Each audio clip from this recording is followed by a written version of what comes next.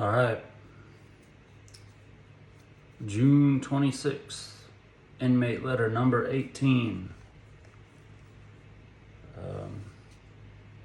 Two-pager. And in cursive, so we'll see how easily I can read this, but inmate letter number 18. Ethan, first of all, I would like to tell you thank you very much for coming here to speak with us at the facility. It was both an honor and a privilege to have been able to sit in on your presentation, and I am very grateful for your time. Even though you've done time in prison, I know that walking through those doors must have been hard for you, and I would like to commend you for all the strength, drive, ambition, and determination for you to have accomplished all of those things and consistently running into roadblock after roadblock because of a poor choice you made over a decade ago gives me hope that it is truly inspiring. I am a repeat offender, and during my last shot at success and freedom, I managed to remain clean and sober for nearly 7 years, and I achieved a family, a good level of success in my line of work. But I had a lot of help along the way. And the first time I hit one of those roadblocks without the right people around, I failed. You showed me that it is possible to get past not one, but many roadblocks, and that by having focused and following all the rules and anything is possible. I too have hurt people in more ways than one, and have as many occasions questioned why I live and been given another chance. More often than not, I honestly believe that it was ultimately my reason for self-sabotaging when I felt things were going smoothly. The fact that I was able to see that you still struggled with it from time to time, but was able to push through and keep doing the right things is awesome. Thank you very much again for having what it takes to reach back into places like this and do what you're doing. It made a difference in my life, as I'm sure other people will feel the same. Sincerely.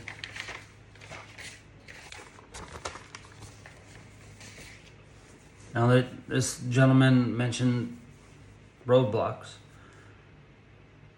and my situation with speaking to these gentlemen is a little bit different than my normal keynote. So I was given like 3.5 hours to talk to them.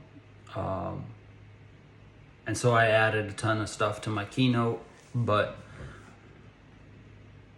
built in things for them to think about in my journey. And so I just added like slides and layers of more detailed moments to my typical keynote. And a big piece was talking about the halfway house, talking about the multiple parole hearings that I got denied for, the multiple 35B and 35C and other legitimate legal pathways that I had for seeing the judge to get time off my sentence, from fighting fires to boot camp to my original plea agreement, and then all the meetings that took place and all the rules and laws that my judge actually broke. And then on top of that, finding that the system kept me for over a year and a half illegally, in the sense of not giving me my good time during my college time. And so I ended up doing a year and a half longer than I was supposed to, because my 5 parole officers before that didn't check my good time. And then I was released like instantly. which is crazy. And I never, I never pursued anything with it because I was just happy to be done. And, you know, in essence, like beating the system. That was my goal. That was my job. That was what I was supposed to do, was to get through it as easily as possible. And you can tell by the letters that I've received that it wasn't. And obviously they know on levels that, you know, 90% of you won't understand because they're going through it. They're stuck in those prison cells. And, you know, this gentleman, obviously the roadblocks were a big piece for him. And he even stated, like, it's the company you keep. When he was out and being successful the first time before, you know, this time being locked up again, he said he was successful for 7 years and then started to hang out with the wrong people, and that's how he got caught up, and then is doing another, you know, sentence. So again, it comes down to the company you keep. Who around you is going to make those decisions, not only to impact themselves, but you. And people don't understand, like, from a prison inmate, parole, halfway house release person, they don't understand the consequences that other people's actions can do to you. And so the first 3 or 4 years that I got at, like, I was released, I didn't date. And everybody's like, why aren't you dating? You should be, you know, dating all kinds of women. You didn't see women for 3 years, like 3.5 years. Why aren't you dating? Because almost every single one of the men that I met in those prisons was in there because of a woman.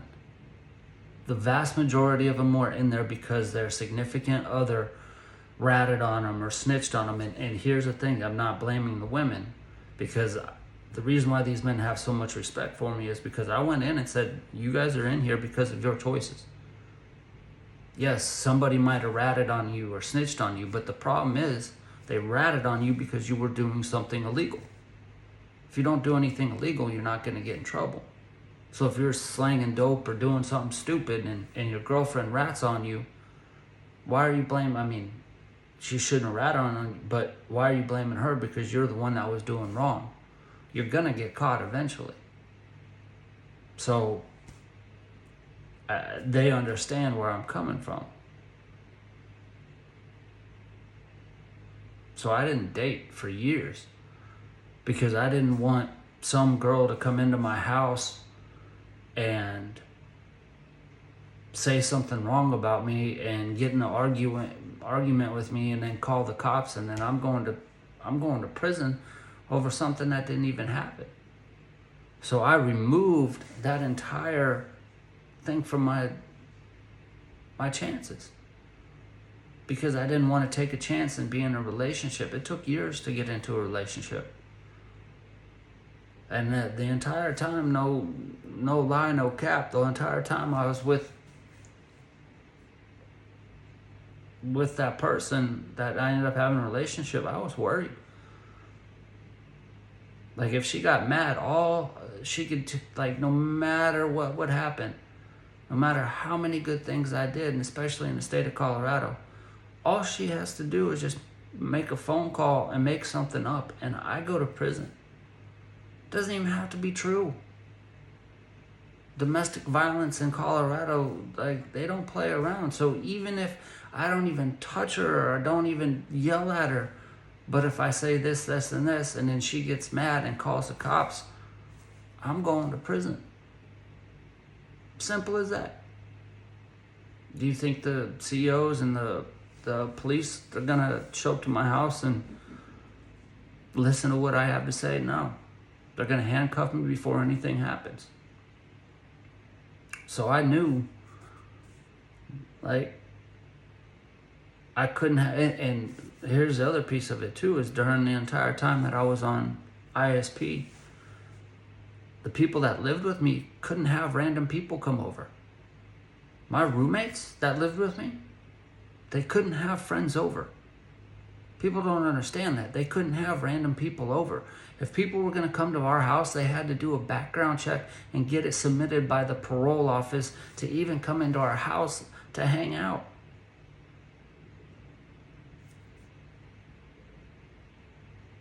Like my ISP checks. The first year, they would come in and they went through all of my roommates' stuff, like went through orange juice bottles, smelling everything in the kitchen. They went through all my roommates' clothing. All my roommates, at the time he had a baby and his baby mama, went through all their stuff, and they were pissed. But that's what they signed up for. But those are things that people don't think about. So again, it comes down to choosing the people you're around, because the choices that they make will impact you. The choices that you make impact them. So I choose very carefully who I spend time with or not time with. And I've got to the point where I don't spend a lot of time with many people at all, because I don't trust anyone anymore. I don't. I'm about my business and trying to do what I think is the best for the people that I get to work with and inspire and change. Outside of that, if I don't think you're bringing anything of value to me, I don't mess with you. Now, some people might think it's because I'm stuck up or mean or pretentious. It's one, I don't think you can handle a relationship with me. I'm not a good friend. I'm not. I'm an emotional roller coaster. I have highs and lows throughout my day that people don't experience in a year. And I experience it almost on a daily basis. Like, I'm very hard to deal with. And so I choose who to put in my life and who I don't put in my life. And this gentleman went back to prison because he put the wrong people in his life.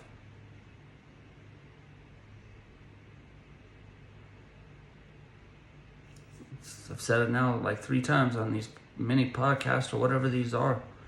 Choose your company wise.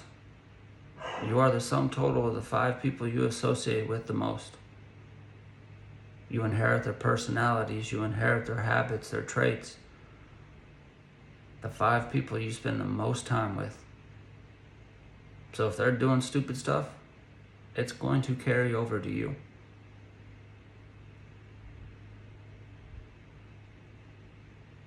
So, like, this guy's got roadblocks just highlighted and multiple times because he knows. And that's the thing, life is filled with roadblocks. Most people give up on 1, maybe 2 roadblocks. They don't understand, like, it's a lifetime of roadblocks. I don't want to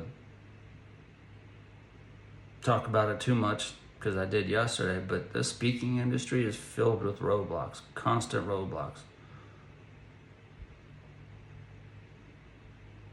Most people will quit. I think 95% of people who say they're going to be speakers quit within the first 3 or 5 years because they can't do it as a profession. It's that hard. It's harder than starting a business, and 85% of businesses fail within the first 3 years. So this life is hard.